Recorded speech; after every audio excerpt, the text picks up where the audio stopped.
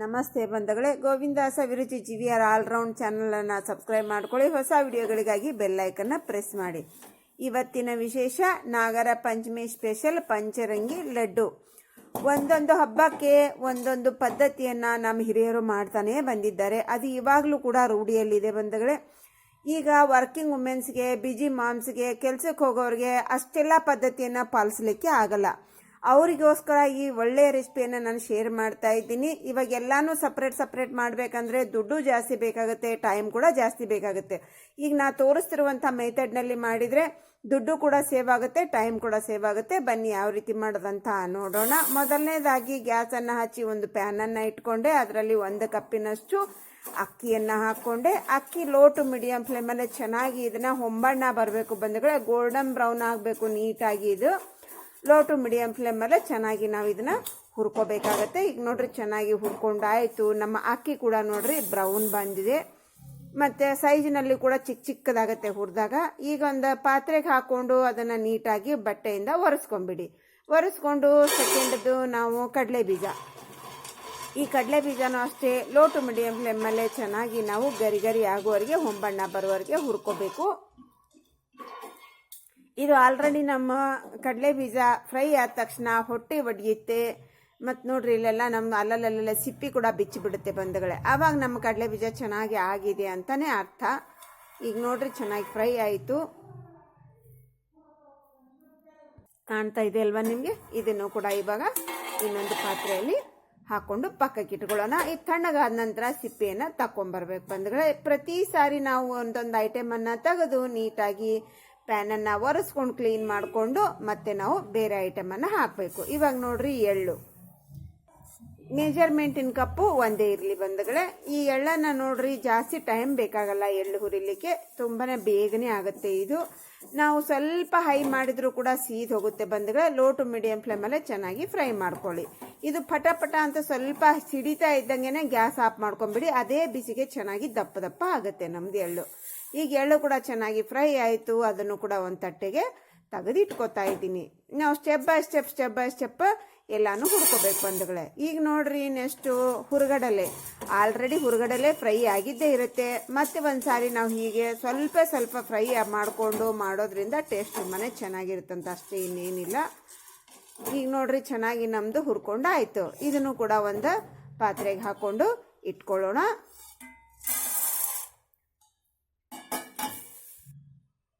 ಪ್ರತಿ ಸಾರಿ ನಾವು ಒರೆಸ್ಕೊಂಡೇ ತಗೊಳ್ಳಿ ಬಂಧುಗಳೇ. ಇವಾಗ ಎಲ್ಲ ಸಾರಿ ಒರೆಸಿ ತೋರಿಸೋದೇನು ಅಂತ ನಾನು ತೋರಿಸಿಲ್ಲ ಬಂಧುಗಳೇ.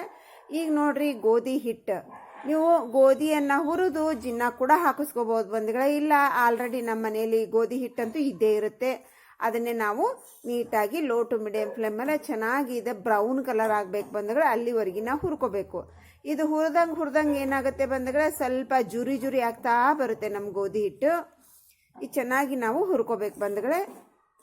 ಎಲ್ಲಾನು ಒಂದೊಂದು ಕಪ್ ತೊಗೊಂಡಿದ್ದೀನಿ ಬಂಧುಗಳೇ. ಗೋಧಿ ಹಿಟ್ಟು ಮಾತ್ರ 2 ಕಪ್ಪು, ಆದರೆ ಹುರಿದು ಮಾತ್ರ ಒಂದೇ ಕಪ್ ಹಾಕಿ ಹುರಿತಾ ಇದ್ದೀನಿ. ಒಂದೇ ಸಲ ಜಾಸ್ತಿ ಕ್ವಾಂಟಿಟಿ ಆಗಿಬಿಟ್ರೆ ಚೆನ್ನಾಗಿ ಫ್ರೈ ಆಗಲ್ಲ ಅಂತ, ಅಷ್ಟೇ ಇನ್ನೇನಿಲ್ಲ. ಈಗೆಲ್ಲ ಹುರ್ಕೊಂಡಾಯಿತು. ನಾವು ಅಕ್ಕಿಯನ್ನು ತಣ್ಣಗಾಗಿದೆ ಇವಾಗ ಮಿಕ್ಸಿ ಜಾರ್ನಲ್ಲಿ ಹಾಕ್ಕೊಂಡು ಇದನ್ನು ನುಣ್ಣಗೆ ಪೌಡ್ರ್ ಮಾಡಬೇಕು. ಇದನ್ನು ನೋಡ್ರಿ ಇವಾಗ ನುಣ್ಣಗೆ ಪೌಡ್ರ್ ಮಾಡಿಕೊಂಡು ಬಂದೆ. ನಾನೀಗ ಇದನ್ನಿವಾಗ ಪಕ್ಕಕ್ಕೆ ಇಟ್ಕೊಳ್ಳೋಣ. ನಂತರ ನೋಡ್ರಿ ನಾವು ಎಲ್ಲ ಸಾಮಗ್ರಿ ಎಷ್ಟಿದೆ ಅಳತಿ ಮಾಡ್ಕೊಳ್ರಿ. ಎಲ್ಲಾನು ನಾವು ಎಷ್ಟಾಗುತ್ತೆ ಅಷ್ಟು ಬೆಲ್ಲ ತಗೋಬೇಕು. ನಾವು ಎಲ್ಲ ಕ್ವಾಂಟಿಟಿಯನ್ನು ಇದು ಮಾಡಿಕೊಂಡು ಎಷ್ಟು ಕ್ವಾಂಟಿಟಿ ಆಗಿದೆ ನೋಡಿಕೊಂಡು ಅಷ್ಟು ಬೆಲ್ಲ ಹಾಕ್ಕೊಂಡು 3/4 ಕಪ್ಪಿನಷ್ಟು ನೀರನ್ನು ಹಾಕ್ಕೊಂಡೆ. ಮೆಜರ್ಮೆಂಟಿನ ಕಪ್ಪಿನಿದೆ ಅಲ್ವಾ, ಅದೇ ಕಪ್ಪಿನಿಂದನೇ ನಾನು ನೀರನ್ನು ಹಾಕ್ಕೊಂಡು ಗ್ಯಾಸ್ ಹಚ್ಚಿ ಲೋ ಫ್ಲೇಮ್ನಲ್ಲಿ ಇದನ್ನು ಜಸ್ಟ್ ಕರಗಲಿ ಬಂದಳೆ ಬೆಲ್ಲ. ಇವಾಗ ಬೆಲ್ಲ ಕಂಪ್ಲೀಟಾಗಿ ಕರಗಿದೆ ನೋಡಿ.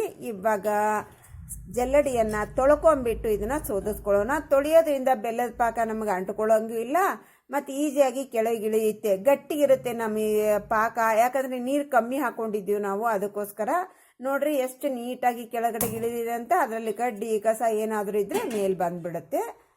ಗ್ಯಾಸನ್ನು ಹಚ್ಚಿ ಈ ಪಾಕದ ಪಾತ್ರೆಯನ್ನು ಇಟ್ಕೊಂಡೆ ನೀಟಾಗಿ ಲೋ ಫ್ಲೇಮಲ್ಲೇ ಸ್ವಲ್ಪ ಗಟ್ಟಿಗಾಗಬೇಕು ನಮ್ಮ ಸಿರಫ್.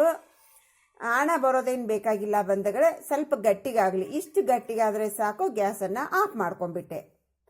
ಆಫ್ ಮಾಡಿಕೊಂಡು ನಾವು ಅಕ್ಕಿಯನ್ನು ಮಿಕ್ಸರ್ಗೆ ಹಾಕ್ಕೊಂಡಿದ್ವಲ್ವ, ಆ ಅಕ್ಕಿ ತರಿಯನ್ನು ಹಾಕ್ಕೊಂಡು ನೀಟಾಗಿ ನಾವು ಇದನ್ನ ಮಿಕ್ಸ್ ಮಾಡ್ಕೋಬೇಕು.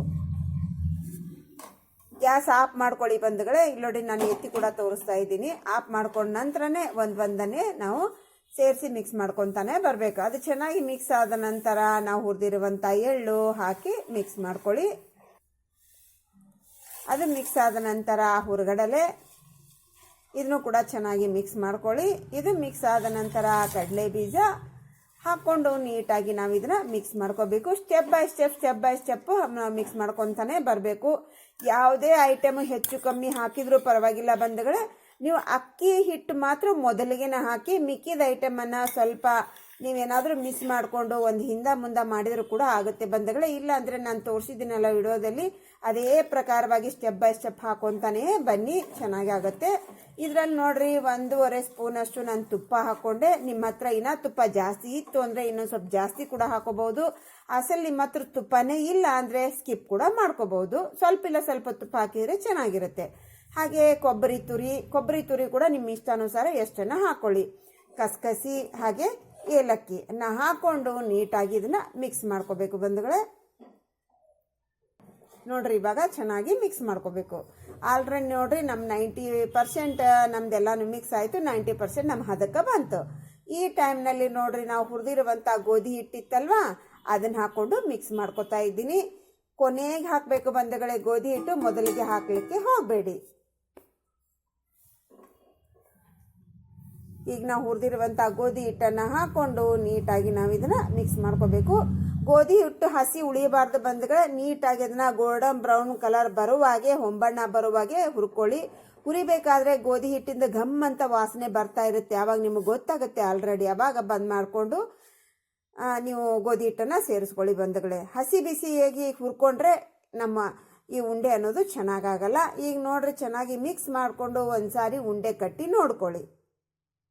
ನೋಡ್ರಿ ಇವಾಗ ಪರ್ಫೆಕ್ಟ್ ಆಗಿದೆ ನಮ್ಮದು. ನಾವು ತೋರಿಸಿರುವಂಥ ಮೆಜರ್ಮೆಂಟ್ನಲ್ಲಿ ಮಾಡಿದರೆ ಎಲ್ಲ ಪರ್ಫೆಕ್ಟ್ ಆಗುತ್ತೆ ಬಂಧುಗಳೇ. ಅಕಸ್ಮಾತಾಗಿ ನಿಮ್ಗೆ ಉಂಡೆ ಕಟ್ಟಕ್ಕೆ ಬಂದಿಲ್ಲ ಅಂದ್ರೆ 1-2 ಸ್ಪೂನ್ ತುಪ್ಪ ಸೇರಿಸಿ ಕಟ್ಕೊಳ್ಳಿ ಬಂಧುಗಳೇ. ಆವಾಗ ಈಸಿಯಾಗಿ ನಾವು ಕಟ್ಕೋಬಹುದು. ಇಲ್ಲ ಅಂತಂದ್ರೆ ನೀವು ಹಿಟ್ಟು ಹಾಕಬೇಕಾದ್ರೆ ಗೋಧಿ ಹಿಟ್ಟನ್ನು ಮೊದಲಿಗೆ ಸ್ವಲ್ಪ ಉಳಿಸ್ಬಿಡಿ. ಆಮೇಲೆ ನಂತರ ಬೇಕು ಅಂದರೆ ಹಾಕೊಳ್ಳಿ, ಇಲ್ಲ ಅಂತಂದರೆ ಬಿಡಿ ಬಂಧುಗಳೇ. 2 ಆಪ್ಷನ್ನು ನಿಮಗೆ ಕೊಡ್ತಾ ಇದ್ದೀನಿ ನಾನು. ಈಗ ನೋಡ್ರಿ ನೀಟಾಗಿ ನಾವು ಮಿಕ್ಸ್ ಮಾಡಿಕೊಂಡು ಚೆನ್ನಾಗಿ ಎಲ್ಲನೂ ಸಾಮಗ್ರಿ ಹಾಕಿರೋದು ನೀಟಾಗಿ ಮಿಕ್ಸ್ ಆಗಬೇಕು. ಈಗ ನಮಗೆ ಯಾವ ಗಾತ್ರದಲ್ಲಿ ಬೇಕೋ ಆ ಗಾತ್ರದಲ್ಲಿ ಉಂಡೆಯನ್ನು ಕಟ್ಟಿಬಿಟ್ರೆ ಆಯಿತು ಬಂಧುಗಳೇ.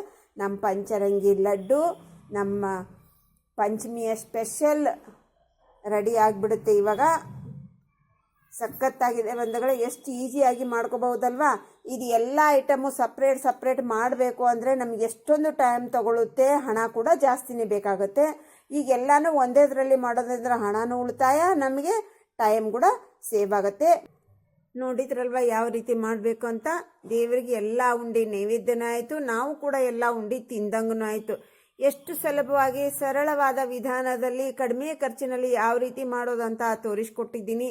ಟ್ರೈ ಮಾಡಿ. ಇಷ್ಟ ಆದರೆ ಬಂದು ಸರ್ಕಲ್ಗೆ ಶೇರ್ ಮಾಡಿ. ಸಬ್ಸ್ಕ್ರೈಬ್ ಮಾಡದೇ ಇರೋರು ಸಬ್ಸ್ಕ್ರೈಬ್ ಮಾಡ್ಕೊಳ್ಳಿ. ಒಂದು ಲೈಕ್ ಕೊಡೋದನ್ನು ಮರಿಬೇಡಿ ಬಂಧುಗಳೇ. ನೋಡ್ರಿ ನಾವು ಎಲ್ಲ ಉಂಡಿನ ರೆಡಿ ಮಾಡ್ಕೊಂಡಾಯ್ತು. ಇವತ್ತಿನ ರೆಸಿಪಿ ಇಲ್ಲಿಗೆ ಮುಗಿಸೋಣ. ಇನ್ನೊಂದು ರೆಸಿಪಿಯಲ್ಲಿ ಸಿಗೋಣ. Thanks for watching. ಬಾಯ್.